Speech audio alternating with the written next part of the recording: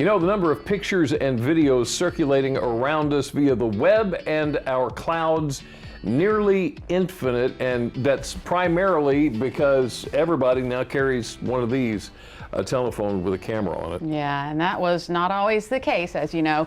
There was a day when pictures were taken on film and Kodak was king. In today's Monday Memories, we go back to 2014 when Berlin's Frank Vetter published a book about that time and his days working for Kodak. Frank and Ellen Vetter have settled nicely into retirement in their home near Assateague Island. Ellen is originally from Berlin. Frank is a transplant. I was born and raised in Putnam County, New York, and that's about 50 miles north of New York City. Frank met Ellen when he was stationed at the naval base in Chincoteague. I wanted to sing. I was the happiest when I was singing in school. And although he sang, even performing on WBOC radio, Frank also had an interest in photography. I bought a pretty good camera and decided that I would try to become a photographer in the Navy, and I was lucky enough to do that. Aviation, I was a naval airman. In fact, Frank went on to get a degree in photography at the Rochester Institute of Technology and eventually got a job with photography giant Kodak. And my job was to go in and make sure everything was running right, especially the Kodak products and the techniques and how to use them.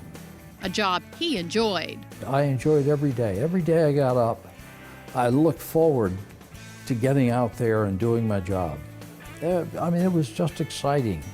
When I opened that door, I had no idea what I was going to run into, and that made it exciting. And that's what Frank writes about in his book, Kodak, You Should Have Been There.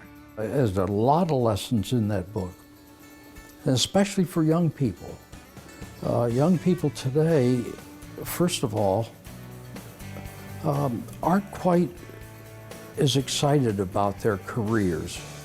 I was so excited when Kodak said they'd hire me. It was incredible. The loyalty was there between employer and employee. Nobody would dare say anything about Kodak that wasn't complimentary to me or where I could hear it. I stuck up for them, I fought for them. A loyalty, Frank says, isn't seen much these days. My sons will tell me that it just isn't the same with an employee and employer relationship. And I think that's a darn shame. But Frank also writes about the judgment errors that he thinks caused the Kodak company to fail. A man in Kodak in I believe it was 1974, invented the digital camera. It was a digital camera about the size of a bread box. They looked at that, scratched their head and said, it's too big and too expensive. They were right.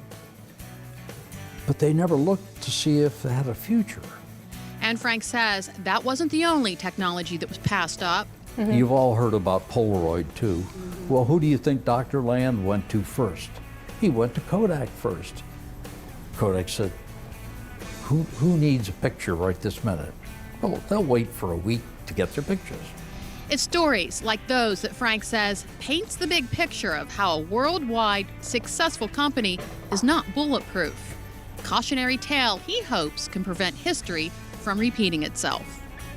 Now, sadly, Frank passed away earlier this year. He and Joan were married for 66 years. Wow. Yeah. Yeah, who needs a picture right now?